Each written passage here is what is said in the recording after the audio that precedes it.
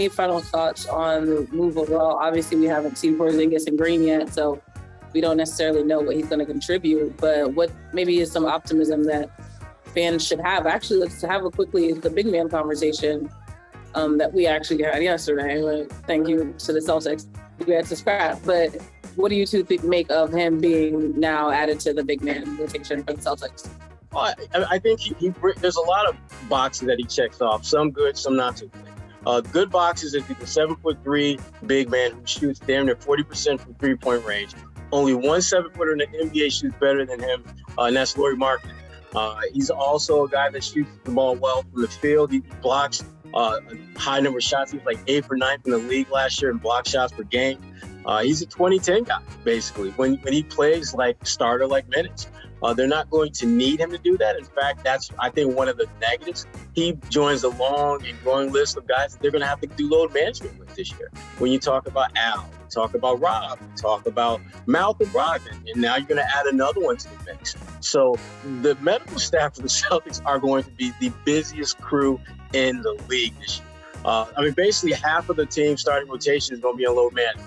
And how in the hell do you do that over an 82-game season, particularly at a time when your bench isn't nearly as deep as you would want it to be? You just look at some of the moves you've had to make.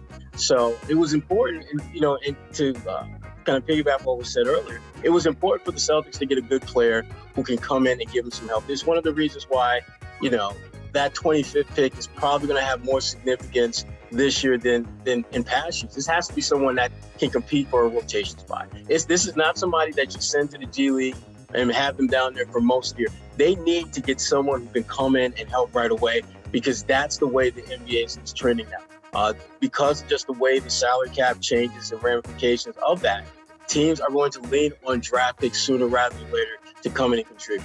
It worked for Denver. When you look at some of the guys that they had who stepped in the playoffs, kid from Kansas did a really good job for them coming off the bench, had some big games. Celtics, you're going to have to do something similar to that going forward, because you just don't have the quality depth that you had this past season. CLNS Media's Celtics coverage is brought to you by FanDuel. New customers get a no-sweat first bet up to $1,000. That's bonus bets back if your first bet doesn't win. Yeah, I think Porzingis will definitely add an element to the offense. I think that he'll stretch the floor. He'll make things easier on Jayson and Jaylen. I think that he's a post-up guy, too. He can shoot over anybody. He's a good mid-range shooter, and that's what they need. Someone who can hit the basic 18-foot jumper without any, like it's drinking water. Very easy, and they need that. So I think he'll fit like Sherrod said too. They're definitely going to have to be aware of playing time, of who, split the minutes. And as Sherrod said, they need somebody in that 25th pick. Now, I've been told that they might move the pick, or for a vet, who knows what they'll do with 25. But like Sherrod said, they need to get somebody who can come in and play. Like they need a body. Right, they need somebody who can come in on the cheap, because that'll be a cheaper deal, and give them some quality minutes. I'm not talking about 50, 30 minutes a game, but 15, 18 minutes, 16, just have a role. The best case scenario, like you look at Denver, what they got from Christian Brown, just a guy who is adept, ready to come in and contribute. And the tough part about that is, with this draft and a lot of drafts, there's a lot of one and dones. And with one and dones, you're rolling the dice.